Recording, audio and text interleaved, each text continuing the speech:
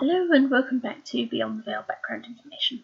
Once again we're doing another angel demon profile for you. So how these things work is I'll give you a quote at the start from one of the stories that I've used this character in, and then I'll give you the information that I have on this angel or demon from whatever sources, and then I'll actually give you a profile for the character and how I use them in the story. As always, the audio recordings are done a month in advance if you're on Patreon, so you get this and the script a month earlier.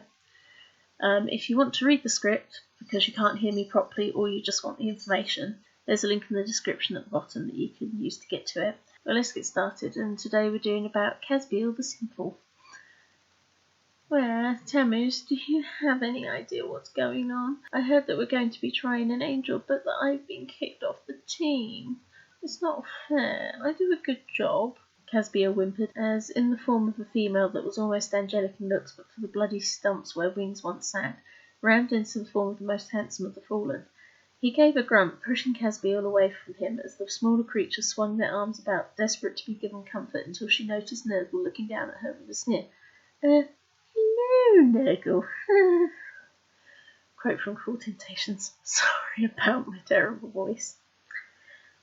Yet another angel with hardly any information, and not to be confused with Asbeel. Kasbeel is one of the many angels named by Enoch, but has actually a very unique aspect to them. In fact, there only exists their name in Enoch, that within Michelle Bellinger's demon book, they don't even turn up. In fact, because they do something similar to Asbeel in the piece by Enoch, the pair often get rammed together, but Kasbeel is different. For a start, they appear in the Parables book of Enoch and are introduced as being the angel referred to as the Chief of Oaths, who was originally named Bika, which is said to mean good person, and they kept hold of two special oaths for God. Now, some sources refer to the name of the first oath as Bika, and that the first oath depicts the names of the angels that are to fall and become the Gregory, or the Watchers. Apparently, Kasbeel asked Michael how to pronounce it in order to gain this knowledge. He then has the other oath, Ake, which reveals the secrets of the cycles of Earth, and for this he is titled a sinful angel and becomes fallen, wherein his name is changed to Kasbeel, meaning he who lies to God. Now, other sources state that though he kept the oaths, it was not learning the truth of the oaths that might have meant he was fallen, but rather that he asked Michael for the hidden name of God, which was refused to him. Either way, he is not placed as one of the Watchers, and for being present for the Watchers, they were not part of the original Fallen. In fact, there's little information apart from this, save other spellings for the name, including Kasbeel with a Z and a B-I-E-L, and Kasbeel. This is one of those frustrating cases found with a lot of the Enochian named angels, in that they have brief mention, but are never mentioned by others, and sometimes it's hard to tell if one angel is this, and then renamed to something else in the other. It's a very confusing situation to say the least, but as I said with for now, it means there is a lot more in the realm of possibility for other authors to use these characters, especially with the Enochian angels. So, and I'm sorry this is a short one, here's my use of Kasbeel. Name, Kasbeel. Position, fallen lawyer. Story featuring Cruel Temptations. Role, assistant prosecution. Gender fluid but prefers a female form. Description. Kasbeel is viewed as a beautiful, lithe young girl, or perhaps even a young boy, with glowing skin of a darker tan shade, soft white, gold, or ivory-coloured hair that flashes in the light, and overall looks beautiful and angelic. However, Kasbeel's eyes are pitch black, with no visible pupil, and upon her back sit the stumps where her wings were cut off. Realm, Hell, or the Mastema Court. Abilities. Kasbeel used to protect the sacred oaths, which keeping hold of meant that life could process without the future being revealed or interrupted, but from revealing the oaths to themselves, their eyes were made to only ever see the pain inflicted upon others by the actions of the person in front of them. Aside from this, Kasbeel has no other angelic powers, but the typical demon angel abilities. Master, Lucifer. Personality, a bit whiny, always trying to play the victim and manipulative. At first impressions, Kasbeel is arrogant, pouty, and just an annoying figure that is regarded as a brat and not really accepted by others. On the inside, though, Kasbeel is cunning and wise. They also hold on to secrets well and have never revealed the oaths to any but themselves, not even Lucifer, and for doing so has held some kind of position, meaning no one can hurt them. They are always keeping themselves safe and doing their job only to gain the attention and approval of others. They adore Tammuz but wish he'd fall for them, not Astaroth. Relations. Tammuz. the only fallen that takes her reasonably seriously. Kasbeel was shocked when Lucifer passed her into Tammuz's care, because they didn't really want the newbie to get involved in their missions. To Kasbeel's shock, Tammuz was reasonably affectionate and, feeling all the new motions and desires of a fallen, this affection only made Kasbeel want to be around him more and be far more important to him. Whenever he talks about Astaroth, she gets upset and she'll play up just to try and catch his attention, especially with Nurgle, but it doesn't much work. Nurgle. Kasbeel gets involved with Nurgle for the obvious reason that he's the head of Hell's secret police, and she holds the secrets of the universe. She can't tell him any, but that doesn't stop him from flirting with her and trying to weed them out of her. She'll even get to control him and use him to get attention from anyone she feels she needs to, on the possibility she might eventually tell him a big secret. Nurgle's actions, of course, are driven only by loyalty to make Lucifer the most powerful, but Kasbeel's one of his few intimate relationships, so the pair have a curious sort of friends with benefits attitude around one another that's surprisingly harmonious compared to some demon relationships. Michael. Kasbeel was never going to be equal to Michael in their abilities or strengths, but she was obedient to him and eager to have his friendship. But as time went by, her jealousy of him knowing more of the secrets that she held within developed, and it was this strange jealousy over another angel that made her fall. She hates Michael and blames him for everything, and this is one of her few common traits with the likes of Belial, whom she curiously does not interact with much. Uriel. Being born a truth angel, Kasbeel worked beneath Uriel and Thaniel in heaven, and was one of their best students. It was by Uriel's advice that she be chosen to guard the two oaths, and for that grand gesture Kasbeel was always thankful to Uriel.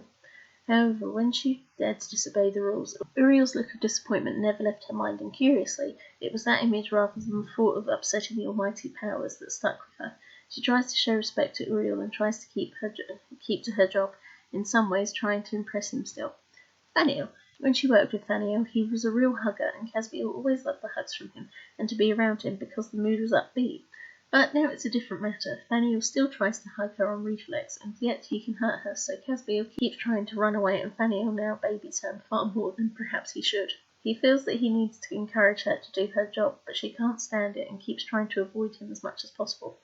Mastema. Simply put, Kasbeel is scared of Mastema for being so powerful and yet jealous for being able to know all the secrets in life where she could not. History. Created amongst the angels of truth, Kasbeel and their siblings lived comfortably and obediently in heaven, taking down the rules and truths of the world as it was created and dictated to them. When Adam was created, Kasbeel bowed to him like others, and for being the first two, they were nominated by Uriel to hold on to the two oaths. The oaths were placed within Kasbeel, but they could never speak the words or they would be broken, and never ask another to speak them, which Kasbeel agreed to. When the angels rebelled with Lucifer, Kasbeel joined the other angels of truth to fight with Uriel and Thaniel and push back the others, never opening their mouths so any truth could be stolen when facing with Belial. When it was over, Kasbeel was of the opinion that everything in their existence was right, but for something Belial had said to all the angels of truth that was bothering them. What harm is there in knowing what it is you're hiding? It ate into Kasbeel's mind for centuries, until one day Michael was visiting them and gathering some of the truths to ensure they had been taken down correctly. As he looked through things, Kasbeel could not help their curiosity and stepped to Michael's side, asking him the names of the oaths he was looking for, which made Michael concerned, but he did not say them. Kasbeel kept asking, though, distracting his search but not quite angering him, until they wrote down the name of their oaths and showed them to Michael, asking him how to pronounce them, thinking maybe he'd just be tricked easily into reading aloud something so simple. But Michael was not to be fooled and quickly informed Kasbeel that they were acting strange, before Kasbeel then found themselves stating the exact words of Belial before adding, "Is knowing something like the name of the Almighty really so bad?" With that, Michael pulled his sword out and brought it to Kasbeel's wings, grabbing them in his hand and calling out to the other angels to gather. They did, and Michael roared out the foolishness of Kasbeel's actions and thoughts. As he did so, Kasbeel watched in horror as their wings turned black and then began to rot, uncovering a darkness within themselves. Uriel and Gabriel then came to their side, begging them to choose to save themselves and remove their own wings and through this penance learn their mistake. However, Kasbeel refused, begging and pleading that it was unfair that Michael should know the words and they should not, but these were the wrong things to say, proving the development of pride and jealousy within one of their own. It was then that Metatron emerged. They brought with them the decision of the Almighty upon this, and told Michael to sever the wings, as Kasbeel begged that they were innocent, shocking all present before Metatron bent and placed a hand upon Kasbeel's head. You may seek the other fallen, but forever you will only see the consequences of every selfish choice made by the living. One day you will learn through this why your selfish actions must be punished. With that, Kasbeel was cast down and landed on the earth. They then decided to rebel fully, taking a female form forever, and then calling out for Lucifer to aid them. Lucifer appeared with Belial, who was captain, to know that Kasbeel had listened to him. But Lucifer brought Kasbeel down, and all the others were teasing and torturing the newly fallen, really harassing her for leaving paradise and not learning their mistake. They tormented her for thinking her job meant she was better than others, and for being powerless and pathetic enough not to just stand up and cut her own wings off. The more she sobbed at their cruelty, the harsher they got, whipping and scourging her, cutting, biting, scratching, and just really brutalising the figure until Lucifer yawned and mused that Tammuz could finally have a useful lackey. Tammuz came forward to take Kasbeel away to the Mastema court, and here Kasbeel found a purpose. But though they did a good job, they began to feel jealousy over Tammuz wanting others but them, and more pride in their knowledge because Nergal wanted this knowledge. Overall, Kasbeel has yet to learn their mistake, but this is nothing unusual amongst the fallen.